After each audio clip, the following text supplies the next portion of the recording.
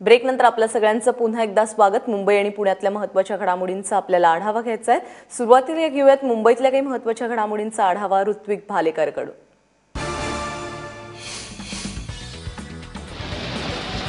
पावसाच्या शिडकाव्याने चांगले सुखावले। मुंबई, पुणे, ठाणे, कोकणासह राज्यातील विविध भागात पावसाने दमदार हजेरी लावली।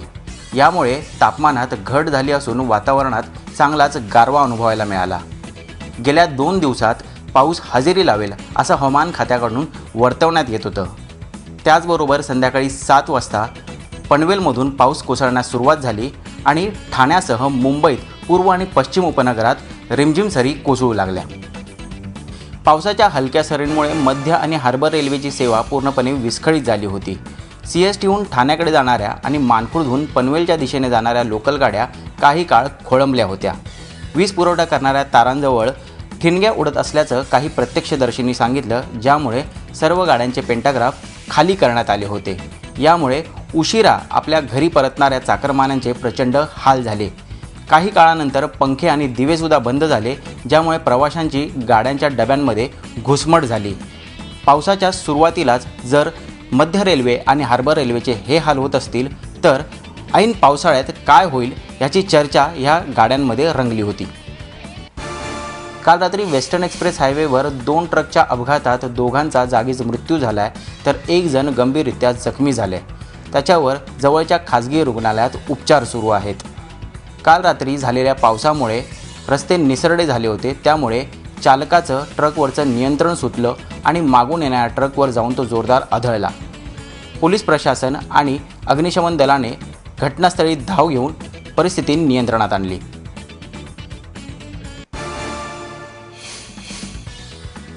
इतरही काही घडामोडींकडे घेऊयात सुपरफास्ट आढावा। भाजपचे प्रदेशाध्यक्ष रावसाहेब दानवे यांनी शेतकऱ्यांबद्दल केलेल्या वादग्रस्त वक्तव्याचा राज्यभर निषेध केला जातोय।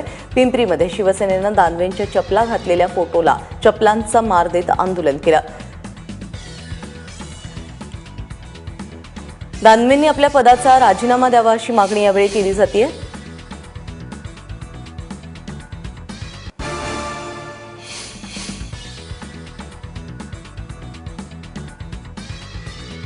आपण स्वतःला दिलेल्या मताचीही ईव्हीएम मध्ये नोंद न झाल्याचा दावा करणारे श्रीकांत शिरसाट सपशेल तोंडावर आपटलेले आहेत, कारण मुंबई महानगरपालिकेच्या निवडणुकीत श्रीकांत शिरसाट यांना 44 मतं मिळाल्याचं उघडकीस आलेलं आहे।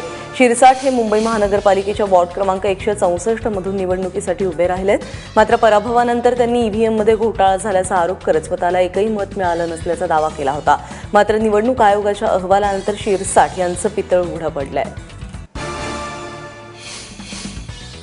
पनवेल महानगरपालिका निवडणुकीमध्ये सर्वच राजकीय पक्षांच्या नेत्यांनी आपल्या मुलांना उमेदवारी मिळवून दिलेली आहे। माजी खासदार रामशेठ ठाकूर यांचा दुसरा मुलगा परेश ठाकूर, माजी नगराध्यक्ष जे.ए. म्हात्रे यांचा मुलगा प्रीतम म्हात्रे, काँग्रेसचे शहराध्यक्ष सुनील घरत यांची मुलगी शिवानी घरत, काँग्रेसचे नेते श्याम म्हात्रे यांची मुलगी श्रुती म्हात्रे, शिवसेनेचे रायगड जिल्हाध्यक्ष बबन पाटील यांचा मुलगा कैलास पाटील यांना उमेदवारी देण्यात आली आहे। गेल्या वर्षानुवर्ष पनवेलचं राजकारण करणाऱ्यांची पुढची पिढी आता रिंगणात उतरली असून सध्या त्याचा जोरदार प्रचार सुरू आहे।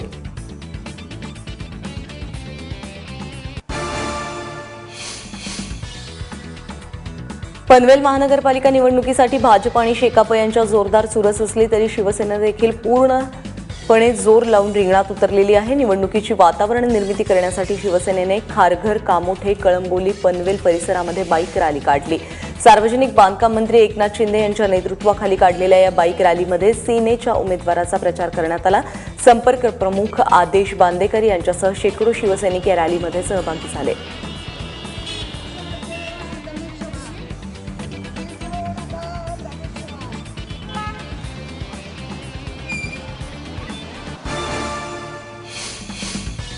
राज्यातील बहुतांश पीएचडी कॉपी पेस्ट असतात असं वक्तव्य करून वाद ओढवून घेतल्यानंतर अखेर विनोद तावडेंनी त्यावर सारवासारव करण्याचा प्रयत्न केलाय। हे केलेलं वक्तव्य माझं नाही तर काही रिसर्च गाईडचं असल्याचा दावा त्यांनी केलेला आहे। पुण्यामध्ये 5व्या भारतीय विज्ञान संमेलनाला सुरुवात झाली आहे, त्यावेळी विनोद तावडे बोलत होते। आपल्या विद्यापीठांमधील अर्ध्याहून अधिक पीएचडी या कॉपी पेस्ट असतात। फक्त पगार वाढवण्यासाठी किंवा नावामागे डॉक्टर लावण्यासाठी पीएचडी केली जाते। पीएचडीसाठी निवडण्यात आलेले बहुतेक विषय यांचा पुढे काहीच उपयोग होत नाही असा दावाही 2 दिवसांपूर्वी तावडेंनी केला होता। आपल्या महाराष्ट्रातल्या सगळ्या विद्यापीठांच्या रिसर्च पेपर्सचा ॲनालिसिस करायला ते मोहनदास पै म्हणून त्यांना सांगितलं, त्यांनी मला एक प्रेझेंटेशन केलं. तर आपल्या रिसर्चचं सायटेशन किती आहेत? 1.3 सायटेशन. याचा अर्थ जे रिसर्च केले जातात ते नंतर वापरले किती जातात? तर 1.3. याचा अर्थ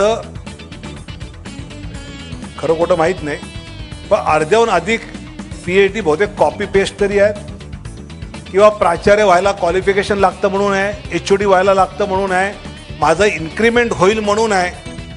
रिसर्च हे रिसर्चसाठी होतंय का? आणि या रिसर्चमधनं पुढे त्यातून काही वेगळी डेव्हलपमेंट आम्ही करतो आहोत का? अशी रिसर्च सेंटर्स ही उभी राहणं ही गरजेचं आहे. विद्यार्थ्यांना प्रवेश देतेवेळीच शालांनी पालकांना फीवाढी संदर्भात माहिती द्यावी असे आदेश शिक्षण मंत्री विनोद तावडेंनी दिलेले आहेत. पुन्हा एकदा फीवाढीच्या मुद्द्यावरून तावडेंनी संतप्त पालकांनी त्यांना घेराव घातला. पुण्याच्या फर्ग्युसन कॉलेजमध्ये भारतीय विज्ञान संमेलनात तावडे बोलत होते.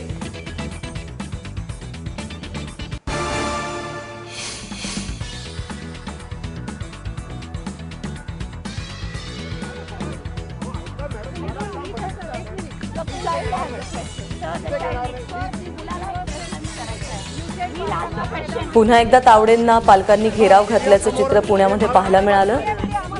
तावडेंनी संतप्त पालकांच्या प्रश्नांना उत्तरं देखील दिली. पुण्याच्या फर्ग्युसन कॉलेजमध्ये भारतीय विज्ञान संमेलनामध्ये तावडे आलेले होते. त्यावेळी पालकांनी त्यांना घेराव घातला आणि तावडे आणि पालकांमध्ये फीवाढी संदर्भात चर्चा झाली. यावेळी त्यांनी शाळांच्या फीवाढी विरोधात संताप योग्य असल्याचं मान्य केलेलं आहे. दरम्यान अवाढव्य फी वाढवणाऱ्या 7 शाळांची सोमवारी मुंबई हायकोर्टात सुनावणी होणार आहे.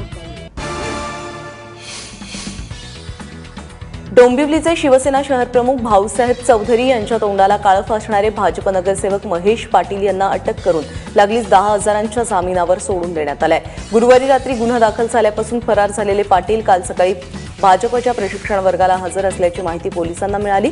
त्यानंतर दुपारी 3 वाजता त्यांना अटक करण्यात आली. त्यानंतर काही वेळातच कल्याण सत्र न्यायालयाने 10,000च्या जातमुचलक्यावर त्यांची सुटका केली. शिवसेना आणि मनसेनंतर आता भाजपनं देखील चित्रपट संघटनेची स्थापना केली आहे. भाजपच्या सिने टीव्ही नाट्य संघटना आणि भाजपच्या जनरल मजदूर संघटना या दोनही संघटनांचं मुंबईमध्ये भाजप अध्यक्ष आशिष शेलार यांच्या हस्ते भाजपचे मुंबई अध्यक्ष आशिष शेलार यांच्या हस्ते उद्घाटन झालं. ज्येष्ठ अभिनेते रमेश देव, लेखक दिग्दर्शक पुरुषोत्तम बेर्डे तसंच मजदूर संघाचे अनेक मान्यवर यावेळी उपस्थित होते. सिने नाट्य टीव्ही क्षेत्रातले कलाकार, तंत्रज्ञ यावेळी आपल्या अडचणी त्यांनी मांडल्या. या अडचणी सोडवण्यासाठी संघटना काम करेल असं शेलारांनी सांगितलं. महिलेवर बलात्कार करून तिची हत्या करणाऱ्या नराधमाला विरार पोलिसांनी बेड्या ठोकल्यात. अब्दुल उर्फ शेकन समद शेख असं अटक करण्यात आलेल्या आरोपीचं नाव आहे.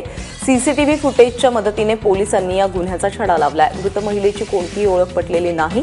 18 एप्रिल रोजी अर्नाळा परिसरात या महिलेचा मृतदेह आढळून आला. शरीरावरील जखमांवरून तिच्यावरती बलात्कार झाल्याचं निष्पन्न झालं आणि त्यानुसार पोलिसांनी तपास सुरू केला असता सीसीटीव्हीमध्ये ही महिला अब्दुल सोबत रिक्षातून उतरताना दिसून आली. पैशांवरून झालेल्या क्षुल्लक वादातून अब्दुलने तिची हत्या केल्याचं समोर येत आहे.